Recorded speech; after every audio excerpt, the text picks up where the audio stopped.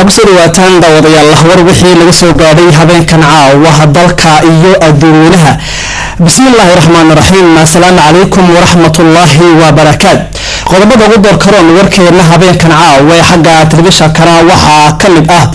fadhi wacyigelin oo ku saabsan isticmaalka farsamooyinka casriga ee iibgelinta waxyaabaha soo saarka qodaalka ee wadamada Koonfurta ayaa maanta ka furmay xarunta loo yaqaan ILAP ee ku taala Djibouti. dowladda Suudaan ayaa soo dhaweysay go'aanka ka soo baxay golaha ammaanka ee qaramada midoobay ee dhigaya in la geeyo ciidamo isku dhafan oo ka socda qaramada midoobay iyo midowga Afrika gobolka dadka weyn ku helayo ee lagu magacaabo Darfur ee ku yaala galbeedka Suudaan. Condoleezza Rice ayaa ku jirta booqasho ku marayso wadamada Carabta waxaana Sacuudi Carabiya ay sheegtay inay taageerayso hidisaha madaxweyne Bushka wadankaasi Mareykanka ee ku saabsan qabanqaabada shirweynaha dibishiinta ee degmada Bariga Dhexe. intaas iyo warkiyo kooban haatan la daawadayaal u diyaar garooba isagii oo dhan. warkii dalka afardhi wacyigelin oo ku saabsan isticmaalka farsamooyinka casriga ee iibgelinta soo saarka qodaalka ee wadamada Koonfurta ee suuqa Afrikada Koonfureed iyo Afrikada Bari ayaa ka furmay maanta xarunta ILAP ee ku taala Djibouti. fadhigani oo waxa uu qayb ka yahay mashruuca Amprim Koonfurta ee iibgelinta wax soo saarka qodaalka iyo isdhexgalka heerka degmo waxaana looga dan leeyahay si loo gaaro koboc dhaqaale isla markaana loo dhiirigeliyo isdhexgalka dhaqaale ee wadamada Koonfurta ku bihoobay. fadhigani waxa soo qaban qaabisay wasaaradda qodaalka ee Djibouti waxaana ay la kaashatay oo kala kaashaday qaybo kala duwan. munaasabadaasina waxa uu joogay agaasimaha taranka xoolaha isla markaana isku duwaha mashruuca Dr. Musa Ibrahim Sheikh wakiil ka socotay xoghaynta Koonfurta iyo malqabeelada Djibouti. fadhigani aqoon kororsiga waxa uu socon doonaa muddo 7 waxaana fadhigaasi uu yahay amid lagu asaasi doono 6 goobood oo laga sameyn doono wasaaradaha kala duwan ee khusayso isticmaalka farsamooyinka casriga iyo sugidda dooniga. nidaamka farsamooyinka casriga ee internetka waxa maalgelinaya bangiga horumarka ee qaaradda Afrika xoghaynta Koonfurta iyo wadamada ku jira Koonfurta. isku duwaha mashruucani Dr. Musa Ibrahim Sheikh oo ka hadlay munaasabada furitaanka ee tababarkani ayaa waxa uu tilmaamay doorka istaraatiijiyadda ee Djibouti dhinaca waxyaabaha isu gudbinta badeecadaha ee dalalka Koonfurta ku jira. de la sécurité alimentaire par le renforcement du système d'alerte rapide. La République de Djibouti, comme vous le savez, barnaamijka la dagaalanka cudurka sidaada ee wasaaradda garsoorka ee Djibouti ayaa soo qaban qaabiyay aqoonsi loogu talagalay ilaaliyaasha jeelka.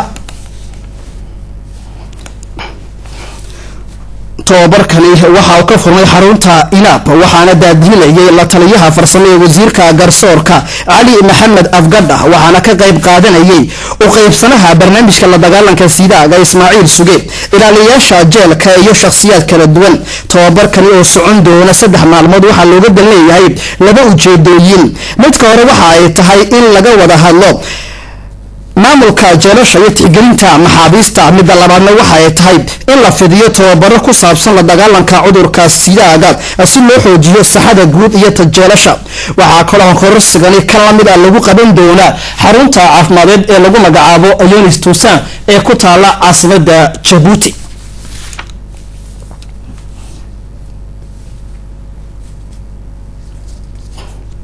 aqoon kororsi ku saabsan nidaaminta xuquuqda ubadka ayaa shalay gelikii dambe lagu qabtay xarunta horumarka bulsho ee ku taala xaafadda shanaad ee caasimadda Djibouti. fadhigani waxa uu qayb ka yahay ololaha ku saabsan nidaaminta xuquuqda caruurta kadib qoritaanka iyo asixintii qoraalka ku saabsan axdiga xuquuqda caruurta ayaa wasaaradda garsoorka oo la kaashatay hay'adda UNICEF waxay dhaqaajisay ololahani wacyigelinta. aqoon kororsigani oo howlihiisa uu daadiinayay Sheikh Moomin waxaa ka qayb qaatay waalidiin tiro badan. doodaha fadhigani waxa uu dibdhaxaad u ahayd xuquuqda caruurta sida ay dhigayso diinta Islaamka. ku dhawaad 14 aqoon kororsi oo kuwan la mid ayaa lagu qaban doonaa dalka oo dhan ilaa iyo 14 bishan aan ku jirno.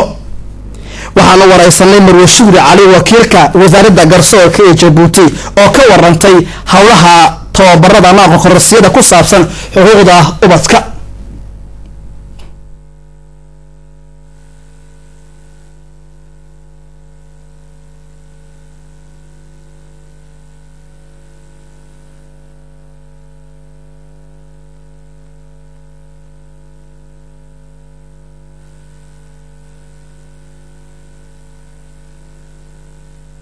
halkan horta maanta aan iskugu nimidnay shalay baan bilownay barnaamijkan baraarujiska oo ku baraarujinayno dad shacabka wadanka dibadahana wajibahana insha Allah waan u bixi doonaa aan ku baraarujinayno xuquuqda carruurta hay leedahay marka halkan wasaaradda waxaa soo qabanqaabisay wasaaradda cadaaladda oo taageeraha ka helnay iyadna hay'adda UNICEF taas oo maanta iyo shalay baan ka wadnay maanta kartisan turwa iyo kaad hanisla joognay waxaa maanta si fiican baa u dhacday waxaan halkan laga hadlay ilaa barnaamij raboorkii la saxay komisyonkii la saxay 1990 ilaa maanta wixii soo kordhay ee faa'iido la gaaray الشهري عليه وكيل كوزارة قرصور كورن ميسي إسماعيل عمر إجا حاجة وركا دقمة قارهان دالكا يتوب مجالة الدر دبي وحا حالة لقصو قبقوي عروضي قناعسيغا إيو دقانكا إيكا سعوتين مالمهان يقودن بيي مجالة الدر دبي وبحين إيسي جبوتي يتوبيات سيدا نوصو شيغي وري إسماعيل عبدالدون أو كسوغنا در دبي تليو بلو بي عروضاسي وحا مناسبة قبقبدا حالة لغو قابطيب قرامالي هوتيل أو كي يالا مجالة الدر دبي وحانا داديلي يكوغينكا قدوليها maamulka Birdhabe Ahmed Maxamed Buux waxaana u joogay wakiilo ka socda qusulka Djibouti Maxamed Jamac Aadan qusulka Djibouti u fadhiya magaalada Birdhabe carwadaasi waxa lagu soo gabagabeeyay habeenkii xalay iyadoo oo la bixiyay abargudyo la siiyay kooxihii ka qayb qaatay xagga sportiga iyo xagga dhaqanka carwada saaxiibtinimo ee Birdhabe iyo Djibouti isla qaaradda Afrika dawladda Suudaan ayaa sheegtay inay soo dhaweynayso go'aanka ka soo baxay golaha ammaanka ee qaramada midoobay ee ku saabsan gelinta ciidamo isku dhafan gobolka dadku weyn ku holcayo ee ku yaala galbeedka Suudaan ee lagu magacaabo Darfur waxaa Suudaan sheegtay in si aad u soo dhaweynayso go'aankaasi oo dhigaya ciidamo lagu magac daray Inamid oo dhan 26 askari in la geeyo gobolka Darfur ee ka taagan yihiin dagaalo sokeeye tan iyo 2003 wasiirka arrimaha dibadda ee dalka Faransiiska Bernard Kouchner ayaa sheegay inuu tagi doono si dhaqso ah wadanka Rwanda ee ku yaala qaaradda Afrika wadankaasi oo xiriirkii Faransiiska la haystay uu gooyay bishii November 2006 tagitaanka wasiirka arrimaha dibadda ee Faransiiska waxay ka dambeysay kadib markii ay yeesheen isaga iyo madaxweynaha wadanka Rwanda Paul Kagame xiriir xagga telefoonka Faransiiska iyo Rwanda waxa ay wadaagayeen xiriir qoyar socda tan iyo wixii ka dambeeyay 1994 xilligii wadanka Rwanda laga geystay xasuuq ay ku dhinteen in ka badan 800,000 oo qof sida ay sheegtay qaramada midoobay dhinaca wararka caalamka dalka Afghanistan waxa lagu daadiyay xaashado digniin ah gobolka lagu magacaabo Qasli ee ku yaala koonfurta Kabul iyadoo loo digay dadka degan gobolkaasi inay isaga baxaan goobtaas oo lagu qaadi doono hawlgal lagu samata bixinayo 22 qof ee u dhashay Koonfurta Koonfureed ee afduubka ku haystaan xogaga Taliban dalka Afghanistan waxa lagu daadiyay gaar ahaan gobolka Qasli lagu magacaabo xaashado digniin ah oo ku saabsan dadka degan goobahaasi in si dhaqso ah uga baxaan iyadoo oo la sheegay in la qaadi doono hawlgallo lagu sugayo ama lagu sabadbaadinayo dadka loo haysto madaxfuradka ee u dhashay wadankaasi Kuuriyada Koonfureed Taliban waxa maanta ay sheegtay in qodha kaga jartay sidoo kale 4 qof oo kale oo u dhashay wadanka Afghanistan oo iyagu shaqaale ahaa kuwaasi oo meedkooda maanta barqadii subaxnimadii laga helay goob u dhow gobolka Ghazni lagu magacaabo uu jira 440 kilomitir koonfur magaalada Kabul hase ahaatee xaalka ku sugan yihiin 22 qof ee Kuuriyada Koonfureed ayaa ah mid si aad looga walaasan yahay Taliban waxay soo bandhigtay in la isdhaafsado maxaabiista iyaga laga si loo sii daayo dadkaasi la haystayaasha ay u dhashay dhinaca Kuuriyada Koonfureed hase ahaatee dawladda Afghanistan waxay sheegtay in haba yaraatay aysan jirin wax isdhaafsiya xagga maxaabiista laakiin Afghanistan waxay sheegtay inay qaadayso tallaabooyin ku habboon si dadkaasi loo badbaadin lahaa dalka Iraq isbaahaysiga jabhatul tawafaq lagu magacaabo oo ay ku buuxeen xisbiyo xagga siyaasadda oo tiro badan wadankaasi Iraq ayaa shaaca ka qaaday inay ka baxayaan xukuumadda daadiiso Shiicadu waddankaasi ciraaq isbahaysiga jabhatu tawafaq oo ay ku boobeen xisbiyo tiro badan ayaa ku dhawaaqay inay ka baxayaan xukuumadda ay maamusho shiicadu waxaana ku dhawaaqeen in arintaasi ay uga baxayaan iyadoo haba yaraatee maamulka xukuumadda waddankaasi ciraaq aynan qaban waxyaabo badan oo looga baahnaa arintani waxa ay sheegeen inay ka baxayaan xubnaha kaga jira xukuumadda oo iyagu ay leeyihiin 6 wasiiro maalinta berri toole waxaana arrinkani ay tahay mid si hoocinaysa xaaladda xagga siyaasadda ee ka taagan waddankaasi ciraaq gaar ahaan xukuumadda uu hogaamiyo ra'iisul wasaare Nuuri al-Maliki gees kale wasaaradda caafimaadka waddanka ciraaq ayaa shaaca ka qaaday inay ku dhinteen 1602 qof oo rayid ah bishan soo dhaafnay Jubiye dagaaladii kala duwanaa ee ka dhacay waddankaasi ciraaq 3 askari oo Mareykan ayaa shalay iyagana lagu dilay waddankaasi ciraaq qarax bambaano oo ka dhacay Sacuudi Carabiya ayaa sheegtay inay taageerayso qorshaha madaxweyne Bushka waddanka Mareykanka ee ku saabsan abaabulka ama qabanqaabada shirweyne nabadeynta degmada bariga dhexe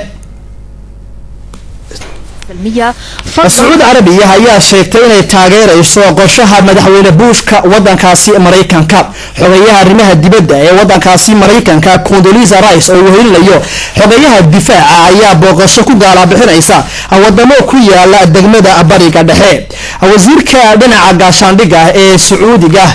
ayaa shaaca ka qaaday shir jaraa'id oo ku qabtay magaalada Jidda isaga iyo xogayaha arrimaha dibadda ee waddankaasi Mareykanka in uu taageerayo Sacuudigu qorshaha nabadeynta degmada bariga dhexe laakiinse waxa uu sheegay in Sacuudigu uu ka qayb qaadanin shirkaasi la qabanayo Sacuud Faysal wasiirka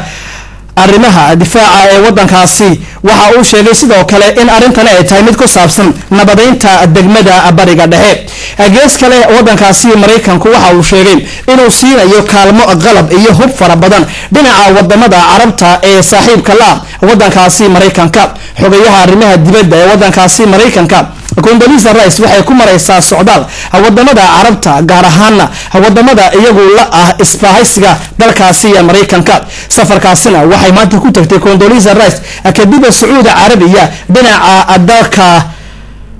dhinaca dhulka Falastiiniyiinta iyadoo soo martay waliba dhinaca waddanka Israa'iil xogayaha arrimaha dibadda ee waddankaasi Mareykanka Condoleezza Rice waxay tilmaamtay inay rajeynayso inay ka hesho taageero wadamada Carabta ee saaxiibada yihiin waddankaasi Mareykanka qodobkaasi u dambeeyay daawadayaal war wixii naga soo gaaray habeenkan caawa dalka iyo adduunka oo aad kala socoteen telefishanka Djibouti satellite-ka iyo internet-ka waxaan iga tagayaa dhammaantiin inta dib ku kulmi doono habeen dambe warka lamida hadduu ee baraal ka noqdo inta ka horeysa nabadgelyo iyo sarad dambe xiiso leh